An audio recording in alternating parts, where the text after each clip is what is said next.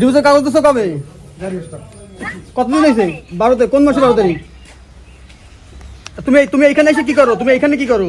Divorce দিছো, তুমি এখানে কি করো? আবাসিক হোটেলে কি করো? আমি যেখানে খুশি সেখানে যে কিছু তাই করি, সেটা তো আপনার দেখা দরকার নেই। আপনি ডিভোর্স পাইছেন কিনা সেটা বলেন। ডিভোর্স দিছো কিভাবে? ডিভোর্স হয় এই ডিভোর্স 8 থেকে ডিসেম্বরের কাগজ, তাই ডিভোর্স হয়ে যায় ভাই? আমি ডিভোর্স দিলে হবে না কেন? ডিভোর্সের কাগজ তো রয়েছে, আমি আপনার হোয়াটসঅ্যাপে মাইরে দিচ্ছি, আপনি দেখান। আচ্ছা ঠিক আছে, আচ্ছা মাইরে দেন। তা আপনি আবাসিক হোটেলে কি করেন? সমস্যা বুঝলেন? আমার মেয়ে আছে, আমার ভবিষ্যৎ আছে।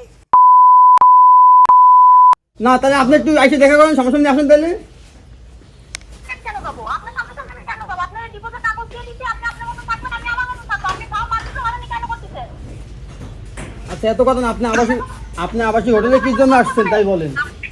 আপনার সাথে তো আমার কোনো সম্পর্ক নেই, তাহলে আপনি কেন এগুলো করতেছেন? আপনার আমি ডিভোর্সের কাগজ দেওয়ার পর আপনি কেন এগুলো করতেছেন? আচ্ছা তাহলে সামনাসামনি এসে কথাগুলো বলেন, এনার সাথে কথা বলেন, ঝামেলা মিটে যেত। আপনি আসেন, আপনি যখন এত ভালো তো আপনি সামনাসামনি আসেন।